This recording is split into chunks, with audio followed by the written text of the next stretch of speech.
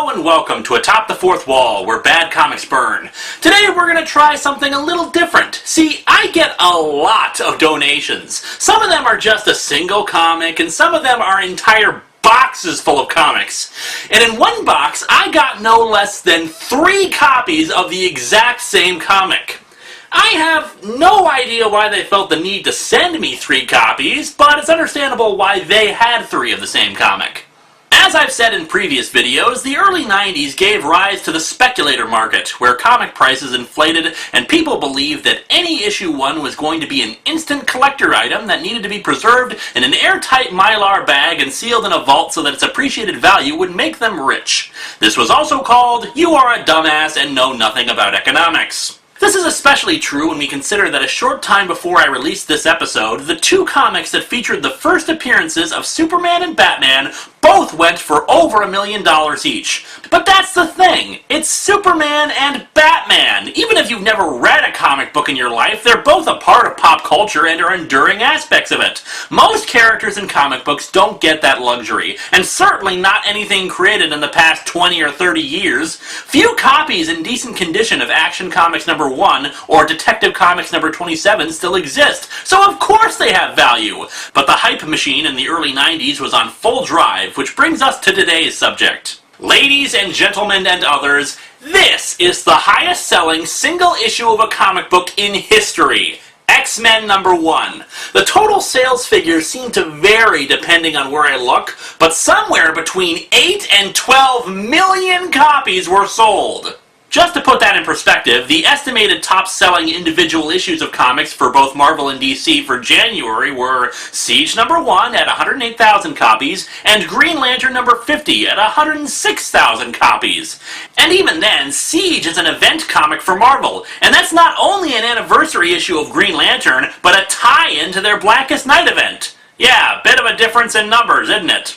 You're probably all wondering where I'm going with this. Well, upon receiving 3 copies of the best-selling comic of all time, I had to wonder, is it really that good? Well, let's dig into X-Men number 1 and find out.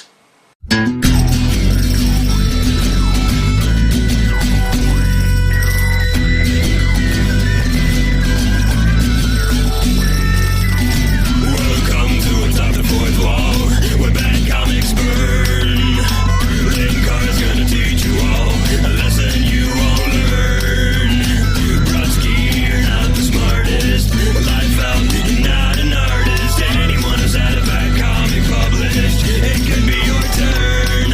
Linkara, he's a man punch, wears a birdie hat. Linkara, he has a magic gun. Where'd he purchase that? Linkara,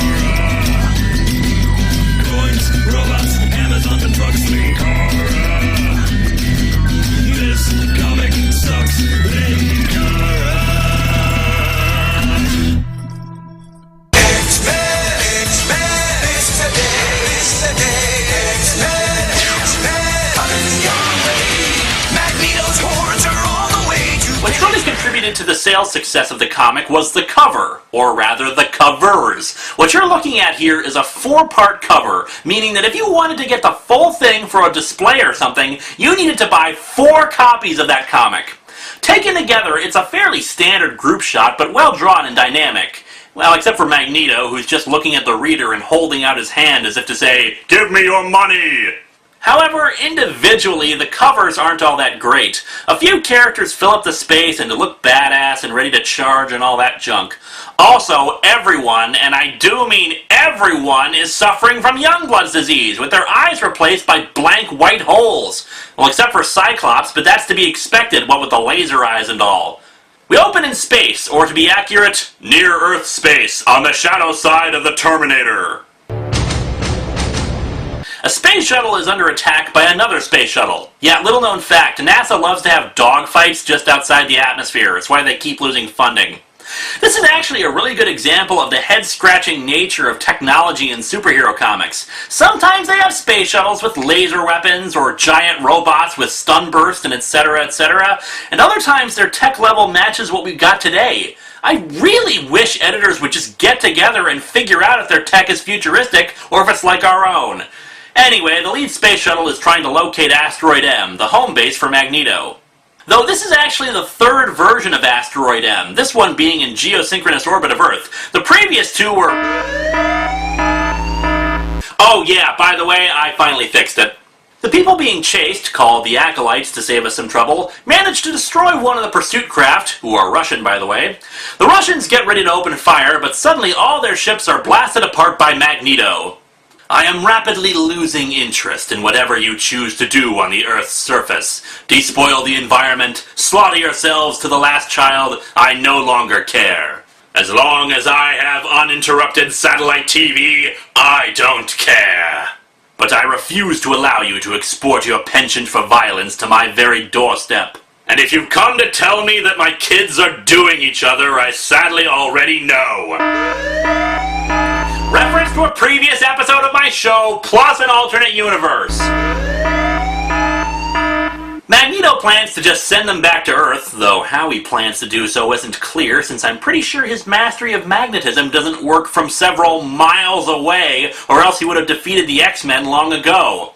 However, the Acolytes say that they're mutants like him and wish to aid him in his quest to protect mutant kind. The Soviets contact the USA, since it was their shuttle that the Acolytes stole, and coordinate their plans to attack Magneto before he can attack them, since, you know, he has a giant rock sitting above their heads and he could probably send down at any time he wanted. Meanwhile, at Charles Xavier's school for gifted youngsters, adult superheroes, and time-traveling children of those superheroes, the X-Men are preparing themselves for a training exercise. Two notes for this. The first is that the artist for this book is Jim Lee, who drew the excellent Batman series Hush, and the not-so-excellent Batman series All-Star Batman and Robin. So while the art is actually pretty decent here, it's suffering from a lot of the problems of early 90s artwork, including a new one that we haven't covered yet for women. This one's called Why Won't My Hips Unsway, named by short-packed webcomic creator David Willis. And while he may have been talking about artwork that was traced from real photos, here's an example of how we can't have women standing up straight. No, they must cock their hips to the side. Seriously, ask yourself if you've ever seen a woman standing in such a way so that their hips are pushed out so far that they've cleared their shoulders. The other thing to note is the costumes. I mentioned back in my Uncanny X-Men review how much I disliked the uniforms they were wearing, and this team is an example why. As a personal preference, I have never been a fan of matching uniforms. Sometimes a team can pull it off, like the Fantastic Four, but superhero comics should be colorful and unique. So while the team still has the X motif going for them, they each have individual patterns, colors, and looks to them. It also helps that I'm being nostalgic for the 90s X-Men animated series that introduced me to the team, which used these designs. Though the one downside to this team is that Wolverine is wearing that ugly brown-colored version of his outfit. Anyway, the training exercise is simple. Two teams invade the mansion and try to capture Professor X. Xavier himself is lamenting how the world still seems to not embrace tolerance and peace and all that hippie crap, and wonders, with the recent death of some of their members, if their peaceful world can ever be achieved. You know, character stuff. Rogue and Iceman, you can be my wingman anytime, are the first to attack. Of course, the School for the Gifted has missile emplacements and other high-tech defensive weapons. As an aside, how the hell did Xavier pay for all this stuff? I don't think they give Pell Grants for this sort of thing. Mr. Xavier, we were just looking at your proposed budget and we had to raise an eyebrow for the missile defense system? And what's this about laser trip mines to defend your telepathic locator system for finding mutants? We're very strict about our school's no alcohol on campus policy. Rogue, of course, is capable of giving an entire monologue to herself as she evades the missiles. I like this idea better. I call it Return to Sender.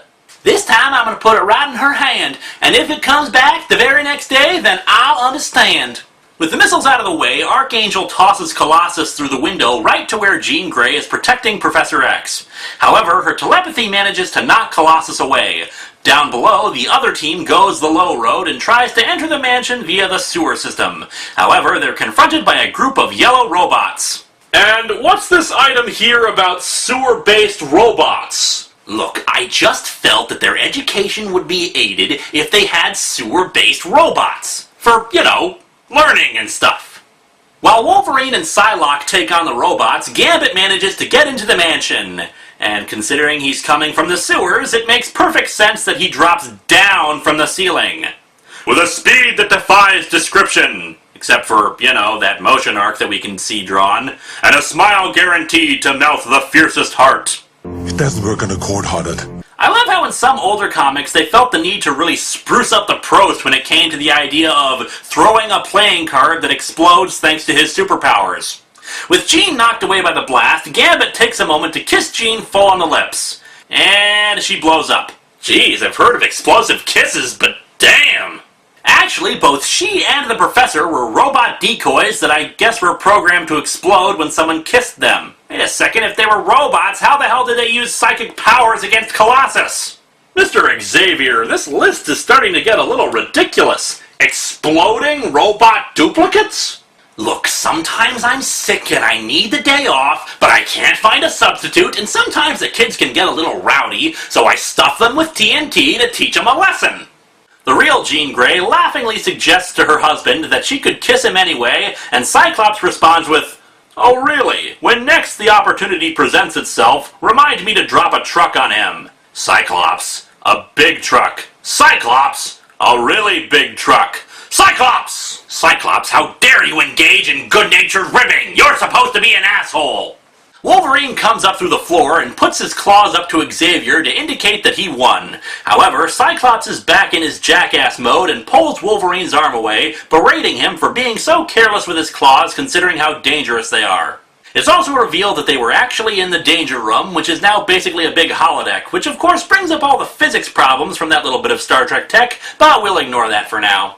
Later, Nick Fury contacts the X-Men to inform them of the situation with Magneto and the Acolytes. The team is split, with some thinking that Magneto is planning something evil, while the other thinks he just wants to be left alone. See, it's because Magneto was once a good guy, leading the team in Xavier's absence when...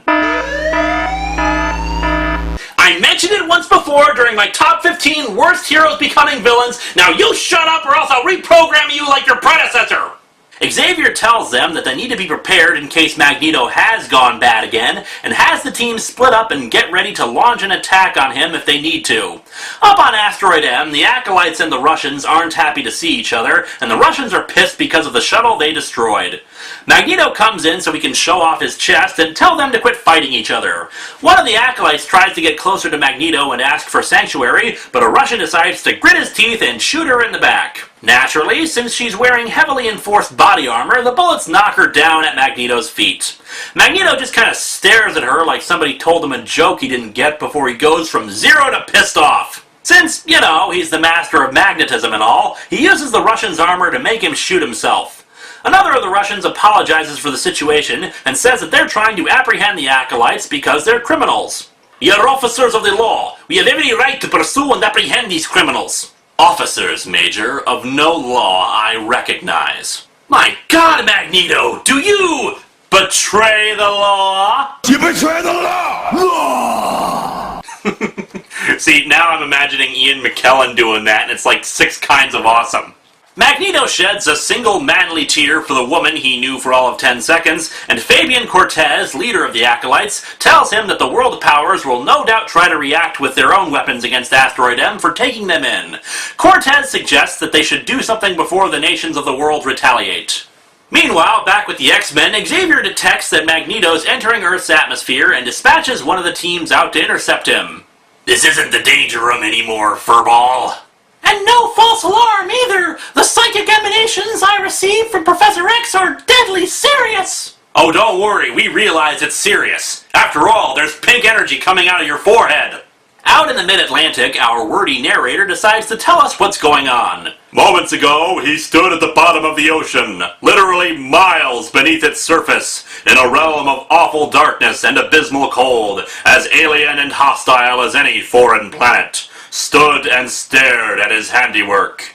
It was then that he realized that building a sandcastle at the bottom of the ocean wasn't his best idea, and remembered days long past when, in his arrogance, he commanded the great powers of the world to disarm their nuclear arsenals. The great powers subsequently laughed at him since Superman had already come by a few days earlier to get them to disarm their nukes. His goal was noble, or so he thought, to remove forever from all people, mutants and baseline humans, the threat of nuclear annihilation. The governments he challenged didn't see it that way. Turns out there was a practical joke being played in the translators' boxes. The governments thought he was saying, "Hug if you love pancakes." The Soviet Union ordered an immediate counterstrike from the fleet ballistic missile submarine Leningrad. He deflected the attack, and then, as an object lesson, sank the vessel that launched it. On the second try anyway, the first one, due to a miscalculation on his part, accidentally sank the Exxon Valdez. Hey, shut up! Anyway, the point being that he's come to grab the nukes from the submarine, which is relatively intact. The X-Men arrive, with Rogue talking to him first because they used to work together and all. Rogue, why are you cocking your hip to one side?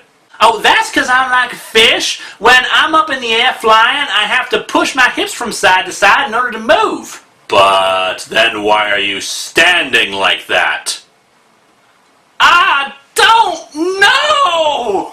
As the group briefly debates with Magneto, the Blackbird jet swings in towards Magneto, who promptly stops it in its tracks. Though what the hell it was doing so close to Magneto is anyone's guess. Did Cyclops plan to ram him with their new plane? Cyclops sends Gambit and Beast out to... Holy crap! When the hell did those two get possessed by demons? Anyway, our heroes that desperately need an exorcist try to fight Magneto, but of course get their asses thoroughly kicked. Magneto wants to know why they're all attacking him when he didn't do anything to them. Maybe it's because you're swiping nuclear weapons, dork. Cyclops thinks to himself how shocked he is that Wolverine was going for a killing attack and that he's on the verge of a berserker rage. Huh, I guess this explains why you didn't give a crap about him being homicidal in Uncanny X-Men number 424. You just get used to it after a while. Magneto gets blasted into part of the nuclear submarine where he discovers the skeletal remains of the submarine crew that he killed. It's a pretty haunting character moment, but it lasts all of a single page before he retreats with the missiles. Rogue flies off to try to talk to Magneto. She may have a point, Scott. Our natural tendency to view Magneto as our enemy may well have helped precipitate this confrontation. Or maybe it was because you and Gambit jumped at him looking like something that Satan spawned in his free time. Rogue tries to convince Magneto that all he's going to do is justify everyone's fear of him as a terrorist. What, just because he stole nuclear missiles? Nah. But Magneto says that while he tried to follow Xavier's path while he was a good guy, ordinary humans made it clear that peace was impossible. His point is made all the more valid when the Soviet Air Force comes in and attacks. Rogue! There is your answer, child, and mine. Whatever we decide, the world will never accept us. Can't hear you fall into my death! Magneto saves Rogue and decides that the best thing to do is to detonate one of the nukes. Yeah, I'm sure Rogue will be just fine, since I'm sure magnetic fields are so good at protecting people from radiation. Of course! Don't you know anything about science? Magneto reaches Asteroid M, but is weakened thanks to some slashes of Wolverine's claws. He laments the fact that the X-Men attacked him, especially Wolverine, since the little adamantium rager seemed to trust him during his tenure as leader. Cortez takes command while Magneto rests, using his healing powers on him. Rogue wakes up in the island nation of Genosha and is asked by the local forces to help since the Acolytes are attacking seemingly random places on the island.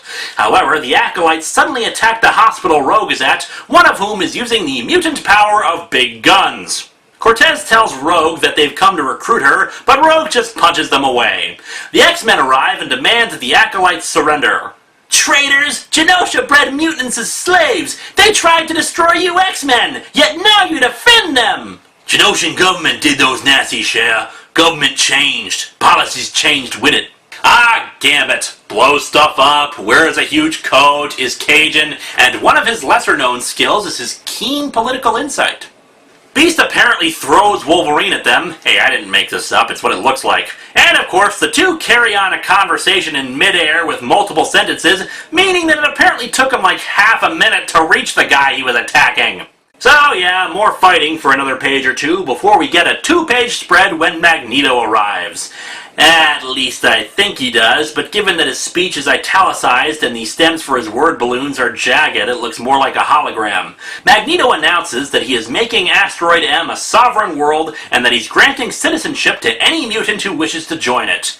However, he also declares that if any harm is done to a mutant, he will respond in kind. And so our comic ends back at the school, where resident scientist Moira McTaggart, a supporting character who hasn't appeared in the book at all until now, is crying and saying that the situation that's occurring is her fault. This comic does not suck. I know that may come as a surprise to many, considering I've said in the past that this show is all about the sucky comics, but this was an experiment and one I'm happy with. But don't get me wrong, this comic isn't all that good. It's wordy as all hell, the coloring at times hurts the eyes, and the artwork contains a lot of flaws. But story-wise, it's actually fairly solid, and the characterization is pretty good, with lots of good moments. Now, does that mean that it justifies the millions of copies that it sold? Oh, hell no. I'll grant you some things, but not that. But yeah, this comic does not suck. Oh, that is it, you stupid beefing jackass! I'm gonna pull you right out again! Return to sender. Return to sender. I gave a letter to the postman. He put it in his sack. Bright and early next morning, he brought my letter back. She wrote upon it. Return to sender. Address unknown. No such number. No such song. We had a quarrel. A lover's spat. And finally, this hover wheelchair. I'm assuming every disabled student will get one, right? Right, yeah.